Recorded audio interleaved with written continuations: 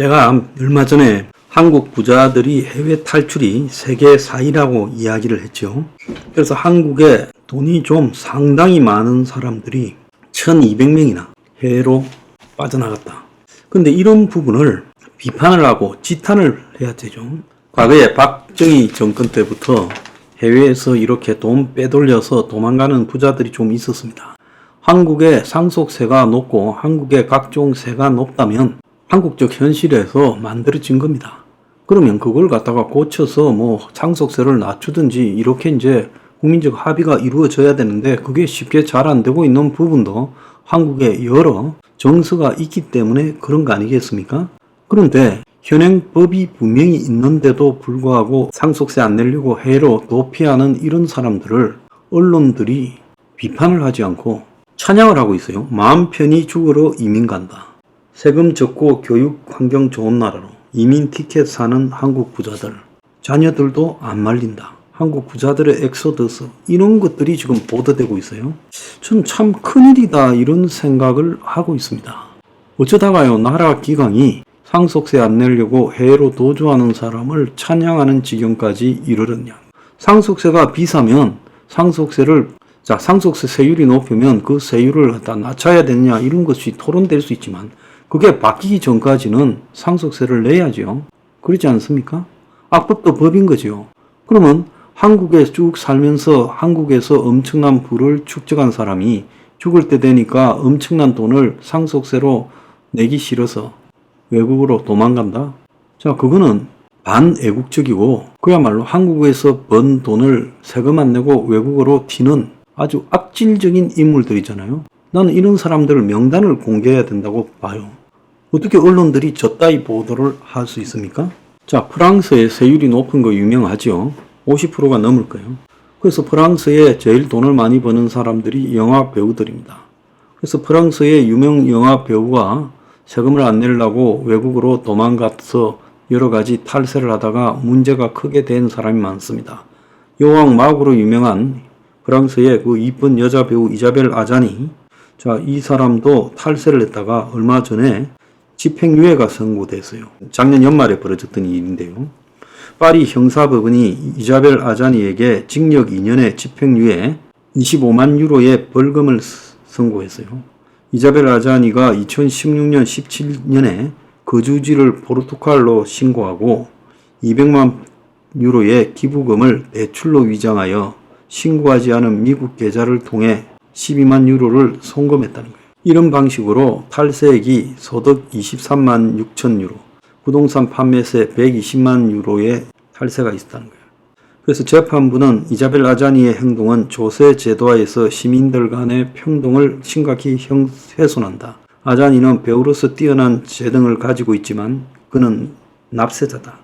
이렇게 지금 평가를 했습니다. 아자니만 그런 게 아니죠. 자, 프랑스의 대표적 배우 제라르 드파르디에라고 유명한 배우 있죠. 코가 주먹코인 사람. 자, 이 사람도 부자 정세를 피한다고 국적을 갖다가 포기했죠.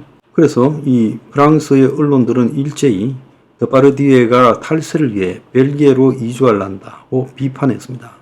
자, 이 사람이 벨기에에 저택을 구입한 것을 참으로 애처롭다고 비판한 총리를 비난했는데요. 이 일은 한 5년 전에 있었던 일입니다. 드파르디에가 소득이 100만 유로 이상인 부자들에게 당시 올랑드 사회당 정부 때인데 75%의 세금을 매긴다니까 세율이 낮은 벨기에로 이주할 거라는 의혹이 계속되었죠. 실제로 프랑스인 비율이 높은 벨기에 접경 지역에 집을 사고 파리에 있던 자기 집을 매물로 내놨어요.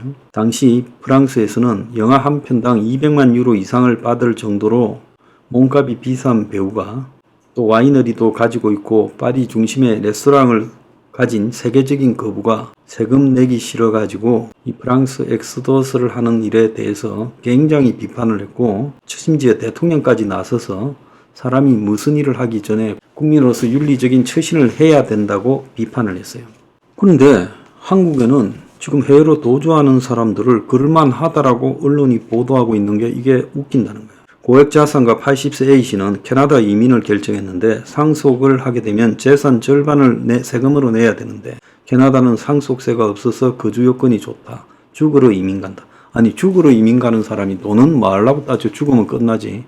자식한테 주고 싶어서 가는 거죠. 어디서 거짓말을 하고 있습니까? 그래서 최고 세율이 50% 달하는 상속세를 피하기 위해 고소득층이 해외로 대거 빠져나가서 주로 캐나다, 호주, 싱가포르로 간다는 거예요. 캐나다, 호주, 뉴질랜드, 싱가포르, 스웨덴, 노르웨이, 오스트리아가 이들이 주로 가는 곳이래요. 과도한 세액 부담이 이들을 이탈시키고 있다고 언론들이 지금 말을 하고 있고 한국이 세계 4위라고 이야기를 하고 있습니다. 요즘 투자 이민을 강남에서 설명을 하면 여기에 부모한테 돈 물려받은 30, 40대 지금 죽을 때가 되어가는 70대 이런 사람들이 많이 있대요.